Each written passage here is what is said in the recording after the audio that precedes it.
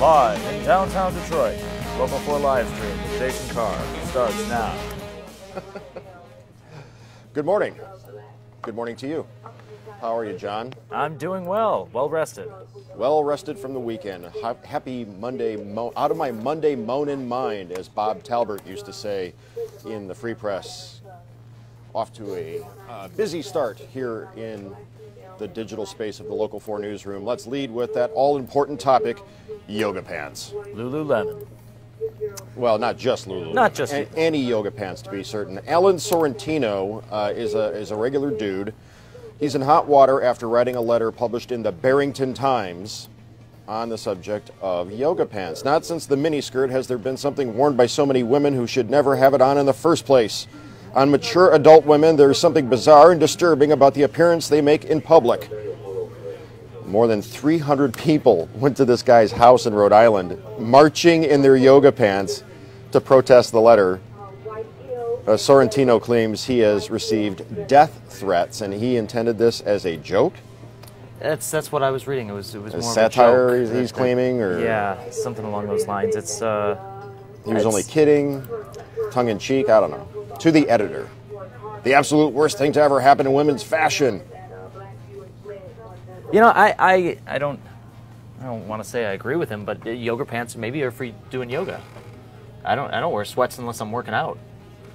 Really? Right, so if you're you being a man about town, a bachelor and whatnot, gotta look good. When a lovely young lady is sporting the yoga pants and she catches your eye, you're complaining? I'm not complaining. Okay. Certainly not complaining.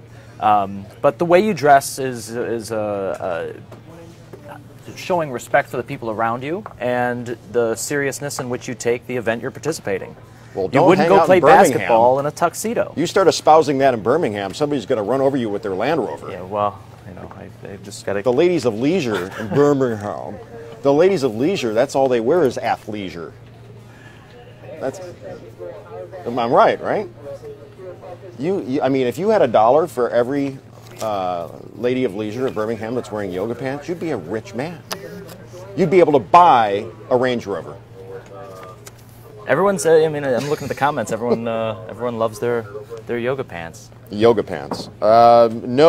This is certainly an interesting segue, but from the costume of the suburban athleisure wearing mom to dog costumes, the annual Tompkins Square Halloween Dog Parade took place in New York City over the weekend, and we have some examples of that right here. So this has been going on a good 20, almost 30 years. Tompkins Square Park used to be just destitute, and it turned into a dog park, and now they have the tradition of dressing the dogs up and having a parade every year. That's a great one right there. This is great, yeah. Oh boy. What would if aliens came here and watched us in some of our tomfoolery? They would think that we were probably insane. But you know what? A good time was had by all. Hogwarts Academy. Love it. And from what I was reading, the people had expected a lot of dogs dressed as Trump or Hillary. This was the only dog that this one journalist had found as sporting the Trumpian do. And he looks pretty good. Okay. I want to make a disclaimer right now that if you have anything against spiders, if you have arachnophobia like Michigan native Jeff Daniels does in that movie of the same name, this right here, that's cute. What we're about to show you is decidedly horrifying. Do you have the video, John? Oh, yeah. Here comes the video. This is out of Australia, Queensland to be exact. That is a huntsman spider, which is, I believe, also known as a bird killer. And that is a mouse. It's carrying a mouse. Carcass of a mouse. This is inside the guy's house, the guy that's operating the camera. It's his house. And apparently, down under, this is not an uncommon occurrence to come across a huntsman in one's abode. That's Australia, You've always got to be dealing with these enormous arachnids, but I'm just glad I don't live there and have to wake up to the sight of that. Can you imagine if you flipped on the light and you saw that on the side of the fridge carrying a mouse? They named him Hermie. Hermie the Huntsman. I want to be a dentist. Is it Hermie or Herbie that was the... I think it was Hermie. Hermie, yeah. Yeah. Thank you for the charitable laugh over there on the. Okay, if you missed this, I mean, SNL was solid across the board. I mean, some truly bizarre sketches like Mr. Pumpkins, the Tom Hanks bit that was total just absurdist nonsense, but hilarious nonetheless. If you missed Tom Hanks playing Doug, a Trump supporter, on Black Jeopardy, boy, I mean, one of the best written sketches in the show's history. So observant, smart, satirical, all at the same time.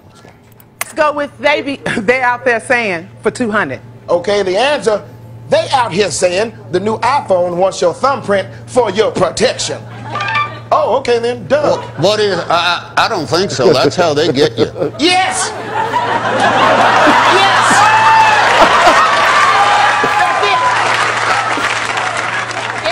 I don't trust that. Me either. No, I read that go straight to the government. Well, that is not bad, Doug. The board is yours. Well, let's go over to, I don't know, for 4. Okay, the answer there.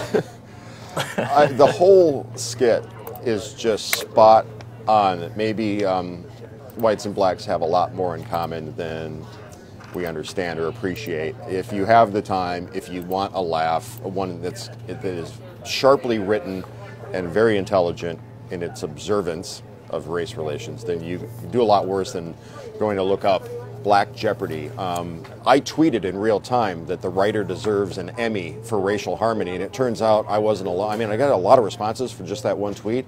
Turned out this was trending on Twitter from Saturday into Sunday. A lot of people saying this exact same thing. One of them was sharply written sketches in recent memory, so definitely worth checking out. The whole episode was good, but that was definitely a stand-up. What is this about a cloud speaker? This is really cool. Ken just found this. This is I've got some video here. 1 second, and this is actually a speaker that levitates in your home, and it's synced up to hear the drops in the music and light up as if there's some sort of thunderstorm going on in there. And this is from Richard Clarkson Studios, teamed up with Creevlev to produce a miniature floating cloud, one that hovers indoors while playing your favorite music, lighting up to the tune of the beat to replicate a storm. The design, called Making Weather, is formed from polyester fibers which hide a Bluetooth speaker, LED lights, and a magnet. It's just a prototype. I don't think they're actually for sale quite yet, but this is if you're looking for some sort of decorative piece for your home, I guess this could be it. Interesting. I can't seem to find it where I can buy it online here. Like I said, I'm pretty sure it's just a prototype. But I'm joking. We'll get there soon. Al Michaels and Bob Costas last Wednesday appearing on the sports guy Bill Simmons' HBO show.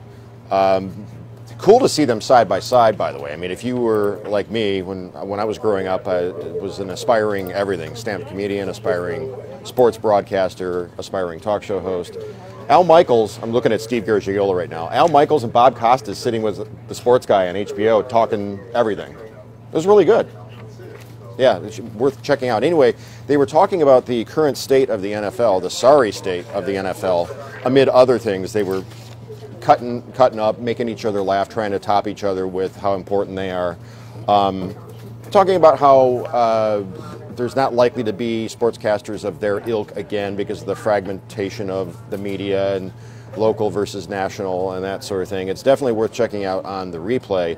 But they were talking about how the game is trying to survive. The NFL is trying to survive the concussions, Deflategate, that sort of thing, the injuries, going up against an election cycle and TV ratings being down, and the games themselves being kind of not memorable and mediocre and snooze fests. So if you want to check that out, I recommend looking at that, because I got sucked in yesterday and I watched all the way to the very end. If you didn't, leading into this next topic, if you didn't watch the Cardinals Seahawks last night, apparently in the same week where Costas and Al Michaels talked about the league and its ills, the worst football game ever televised, according to some people on Twitter, as these two teams played to an overtime tie, 6-6, both missing potential game-winning field goals. Did you look into this at all, John? I did not. That's sad. I don't understand why any game has to go into a tie. Okay, so if you didn't stay up to watch the Cardinals-Seahawks, this was on MSN, the Microsoft Network. It says you missed perhaps the most poorly played football game since the creation of the forward pass. In a game that was littered with penalties, punts, and absurd missed field goals, the game morphed into a comedy of errors, and Twitter could not believe what it was watching. Do you have any tweets? Not at the moment. No. Hashtag Seahawks Cardinals. Anyway, Bill Simmons, the aforementioned Bill Simmons that was talking to Al Michaels and Bob Costas, he wrote that it was peak NFL 2016, by which he means that the very thing that they were talking about, the sportscasters on his show, the fact that the league is suffering right now, manifested itself as a poorly received Sunday night football game, battling to a 6-6 tie, Seahawks and Cardinals. Now, we will keep you in suspense no longer. You have a weekend video to share? Yes. This weekend I took the bike out, my bicycle, not motorbike, just out on the riverfront, and took the DeQuinter Cut, went out to Eastern Market, did a little shopping, and put a little video together. So we'll leave it at that. Okay, let's roll it. Roll it, John.